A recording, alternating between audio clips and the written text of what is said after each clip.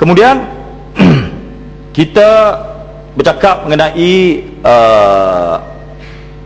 membangunkan Malaysia di bawah RMK 10 dengan agenda-agenda apa yang saya panggil Greater Kuala Lumpur. Apa Greater Kuala Lumpur? Kita bina pusat-pusat besar di tanah-tanah besar, bangunkan dia supaya menjadi tarikan warga dunia.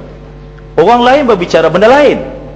Orang lain berbicara mengenai property rights, hak tanah, business right. Macam mana kita nak memperkasakan, memberdayakan kelompok-kelompok yang dipanggil kelompok-kelompok bukan informal business entrepreneur ataupun kelompok-kelompok usahawan yang tidak rasmi ini. Saya beri contoh isu yang terbaru dan bukan terbaru, yang akan berlaku lagi dan akan berterusan kalau dasar ini tidak dibentangkan, dibincangkan di Dewan Yang Mulia ini. Isu yang dipanggil property rights ini. Saya yakin isu property rights ini bukan isu mudah, kerana ketika ianya nak diangkat di United Nations ataupun di Mahkamah Bersatu pun sampai kali terakhir, sehinggalah ketika itu Madeleine Albright dan juga Hernando de Soto terpaksa membuat berbagai-bagai kerja. Tetapi apa isunya di sini? Saya beri contoh. Berlaku kes itu hari kes Kampung Buah Pala, saya kena sebut. Yang terbaru sekarang ni kes di Kampung Pokok Asam di Jelutong. Dan lepas ini ada lagi isu-isu berlarutan, isu Tanjung Tokong, lepas ni isu di balik pulau dan sebagainya. Kenapa isu ini timbul? Kerana tidak ada satu dasar perundangan yang menguruskan dua aspek. Satu, dari segi pengawalan pasaran terhadap agenda pembangunan hartanah. Ya, kita ada undang-undang untuk meluluskan plan dan sebagainya.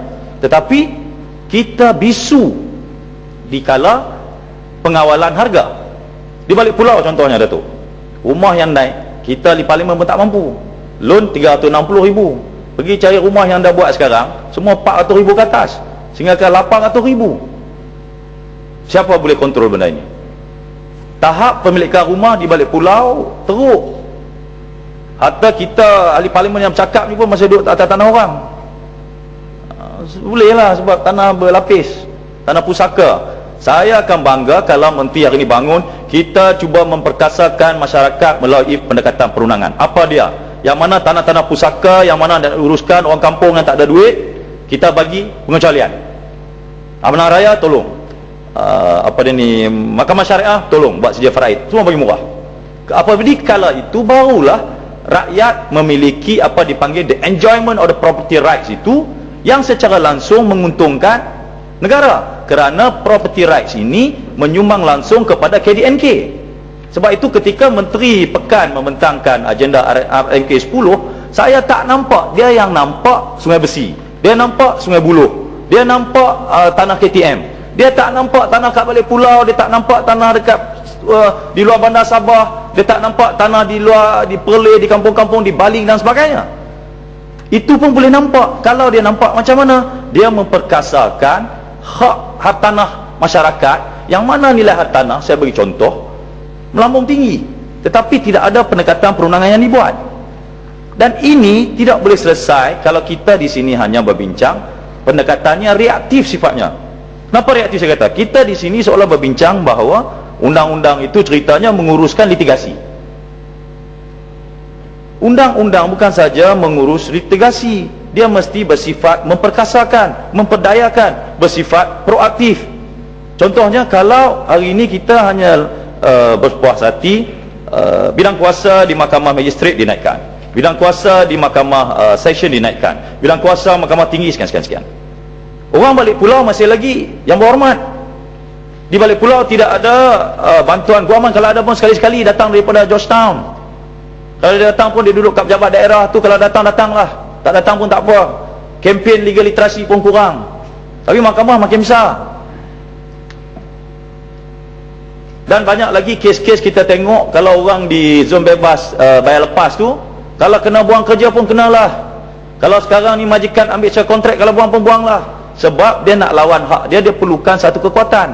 Bolehlah juga, sebab saya tengok di kalangan kita ada peguam-peguam banyak volunteer secara sukarela, secara pro bono buat kes hak hak awam.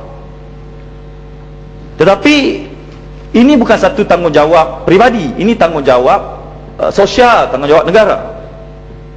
Saya hari ini saya tahu menteri dia prihatin benda ini, sebab saya ini ucapkan tahniah bahawa pada satu hari saya tengok dalam akhbar ada pengisytiharan yayasan Guaman Legal Aid Foundation.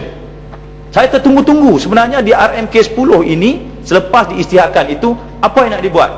Adakah Legal Aid Foundation itu akan berfungsi memperkasakan masyarakat itu? Legal Aid Foundation itu, yayasan bantuan Guaman itu akan membantu mereka-mereka yang marhain. Yayasan bantuan Guaman itu akan membantu kes orang kena buang kerja.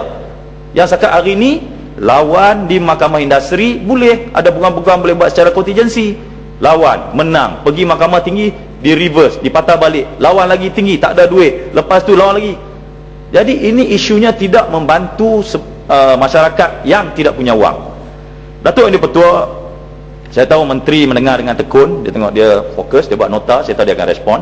Tetapi sebab itu semalam saya kata, kalau perkara-perkara bersifat hak awam, hak asasi tidak diberi pengecualian, mana mungkin masyarakat di sini akan kita panggil apa, ke depan apabila hak-hak mereka tidak dilayan ataupun dicabuli.